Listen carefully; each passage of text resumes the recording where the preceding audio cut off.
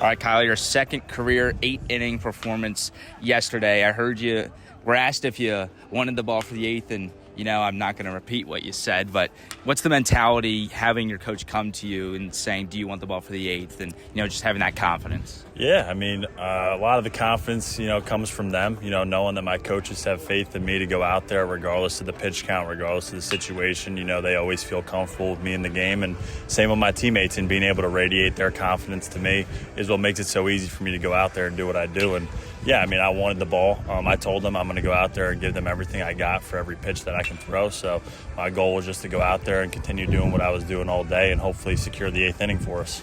You had a 4-pitch first. I think it was a 7-pitch fourth. How important is those innings when, you're trying to be able to give your team as much length as possible? Yeah, I think those were huge for me, being able to pitch later into the game. I was up to 106 pitches, so having those short innings with, the defense making plays for me is what helped me later in the game get through that inning.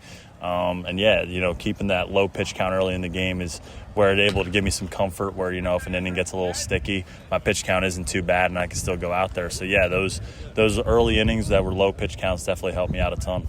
Was there any specific pitch that you felt like was working better than another yesterday? I think my slider was working good. That's the pitch that I think has improved a ton for me post-surgery. That's become a real good put-out pitch for me. But I honestly think all my pitches were working well yesterday. I think my sinker was looking good. My changeup worked well, especially later in the game. I had a few critical punch-outs with that. I think just all around my pitches were shaped well yesterday, and I was able to locate pretty good.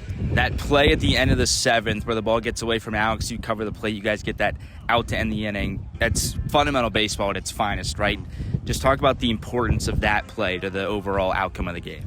Yeah, Swope talks a lot about moments, a lot in this game. It might be in the first, might be in the third, you never know, but it's all about moments, and that was a huge moment there. Obviously, there was 2 outs, runner on first and third, and it was a big play, and ultimately, being able to get that out was a huge momentum shifter for us. Being able to keep the momentum on our side and give me another 0 was important for me to go back out there again in the eighth, and who knows what happens if that play isn't made. Maybe some other things shake out, and maybe I don't even get the eighth inning. So that was a huge inning all around for us as a team. So it was a huge, huge spot, and I was just glad to be able to make the play and help the team. When we had you on the podcast a couple of weeks ago, you said your favorite jersey was the red one. You're finally able to wear that last night. How did that feel?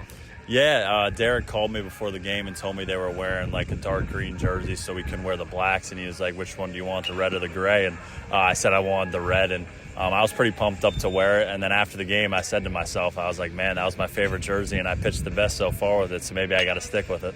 We'll see if you do. Thanks, man. Yes, sir. Appreciate it.